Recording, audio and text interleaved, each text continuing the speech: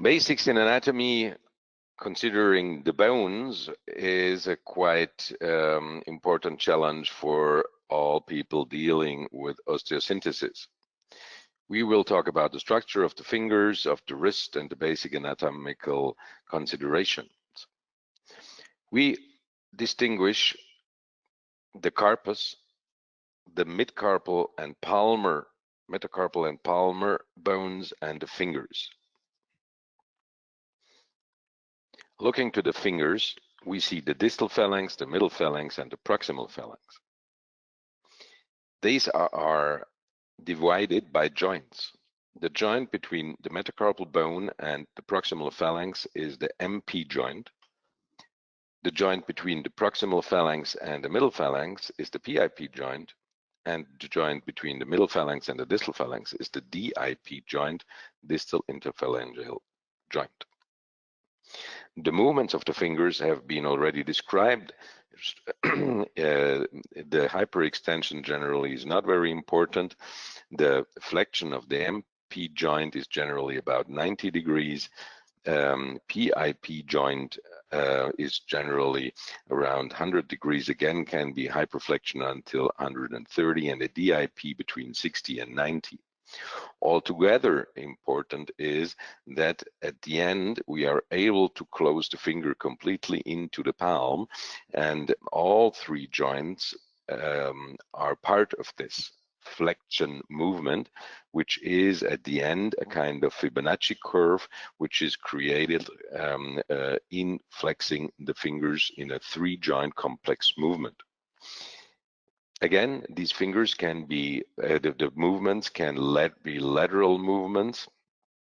We called bringing the fingers together the adduction, and bringing the fingers apart from each other the abduction, abduction.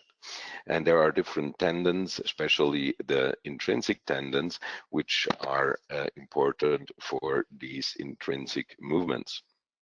If we look closely to the bones here, we see that at the DIP joint, we have a base, the base of the phalanx, which has cartilage, and the head of the middle phalanx, which has cartilage. We call this trochlea, and this is the base, and this is a trochlear joint, which allows movement in extension and in flexion.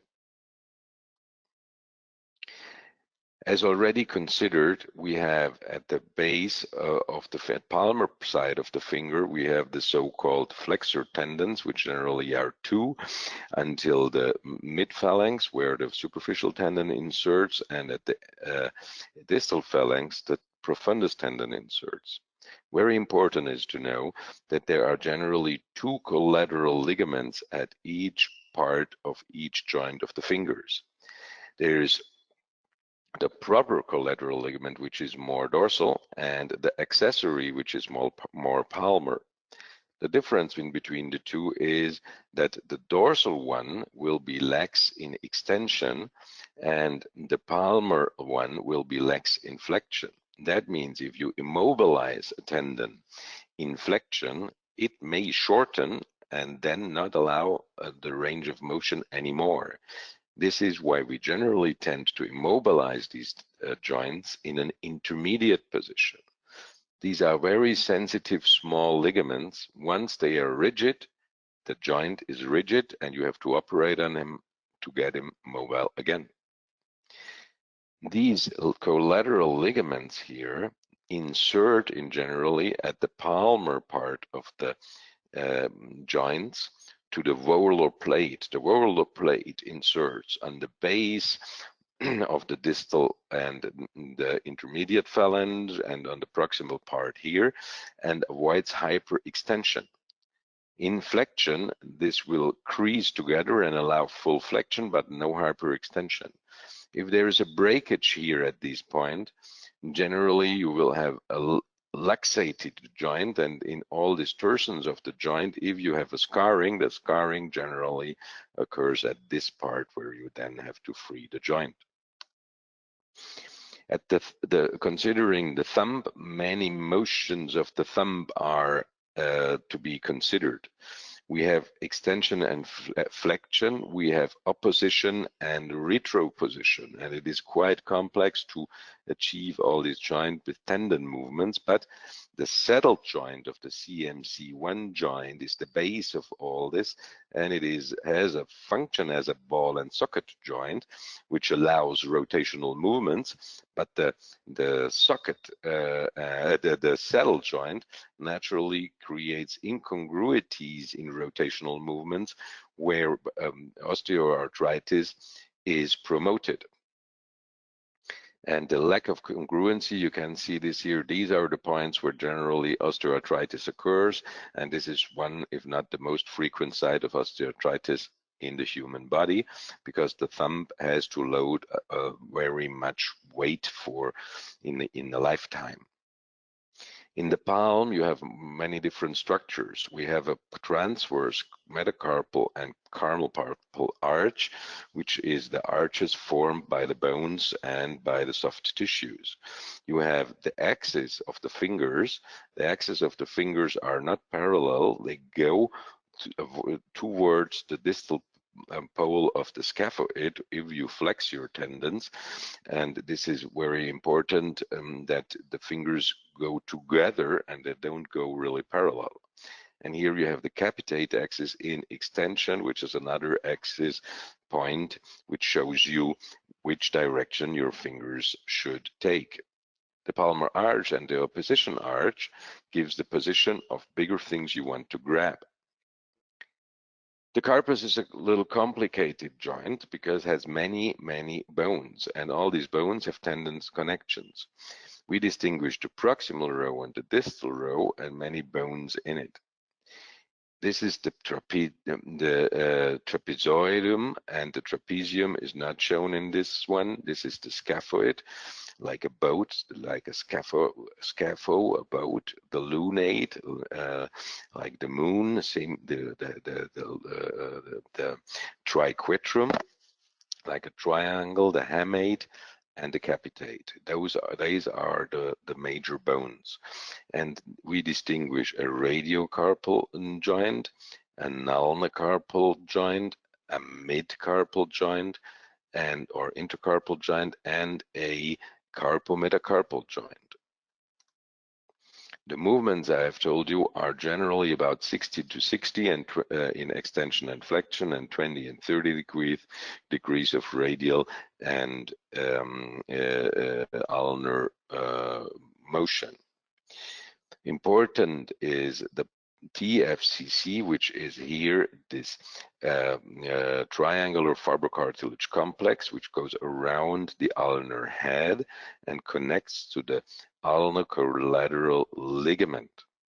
Then we have an extensive fibrous system and the ulnocarpal complex, but the Palmer's concept of TFCC is a very important concept, and we see that this TFCC connects the ulna to the radius and stabilizes all this together with many other ligaments, which is the ECUN tendon sheet, the radial ulnar collateral band, and the ulnar collateral ligament. But the TFCC itself is majorly important.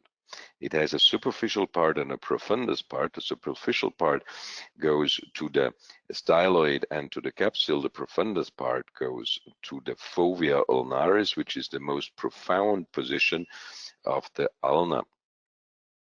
The radiocarpal joint is an ellipsoid joint if we consider all these three bones together, and you see several depressions here. The first depression is the scaphoid. Is formed by the scaphoid, the second by the lunate, and the third one is the TFCC by the triquetrum. You generally have an angulation, a radial angulation of the radius about 20 degrees. The palmar deviation of the radius is about 10 degrees. There are no real muscles attaching the proximal row. That means the proximal row is interposed between the distal row and the radius and the ulna, just interposed. The proximal row is the scaphoid, the lunate, and the triquetrum. The pisiform is also attached to that, but the pisiform is generally a little bit apart. Then between the proximal row and the distal row, you have the midcarpal joint. The distal row is composed by the trapezium, the trapezoid, the capitate, and the hamate. It has a very limited motion and is the so-called fixed part, while this part here is interposed and has no muscular attachments. It's all translation and rotational movements they have in front of the monolithic fixed distal row, which is fixed to the metacarpals. There's a very complicated ligament anatomy on the dorsal and on the palmar side. We generally distinguish a superficial, immediate, intermediate, and deep layer of the ligaments. In the deep layer, we have these interosseous ligaments which form together, which allows unification of these ligaments, and all this together forms a ball, like a ball and socket joint. And it's very important that it is ring concept. When one of these ligaments breaks, the ring concept is opened. And then you have the extrinsic ligaments, which goes out of the joint and are on different levels. The extrinsic joints are on the palmar and on the dorsal part, and generally form a kind of U or V-shaped anatomy, and they are a complex system which has to be studied more deeply. The scapholunate ligament, the ligament between the scaphoid and the lunate, as I told you, is the key ligament, and if this one breaks, the whole anatomy of the bone breaks up. It has three portions, a proximal portion, a palmar, and a dorsal portion. The dorsal portion is stronger than all the others and is the most important one. You see the kind of movements these joints tend to have in extension and in flexion, and if one of these ligaments break, the tendency to move away is enhanced. So the scaphoid will flex and the lunate will extend, and the extension of the lunate is then called DZ position. If we have a flexion of the lunate, we have a VZ position.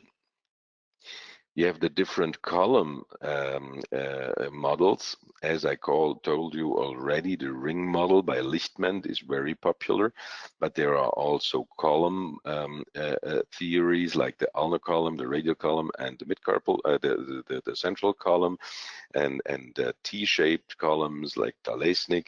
There are different ones. I think these one are the most important one. The models, the rotational model, as I told you, has a ball and socket concept and a ring concept, where these ligaments can break up and then have different effects to the joint. There are normal movements, normal tendencies to the movement, the inflection, the scaphoid flexes, and in extension, the lunate extends.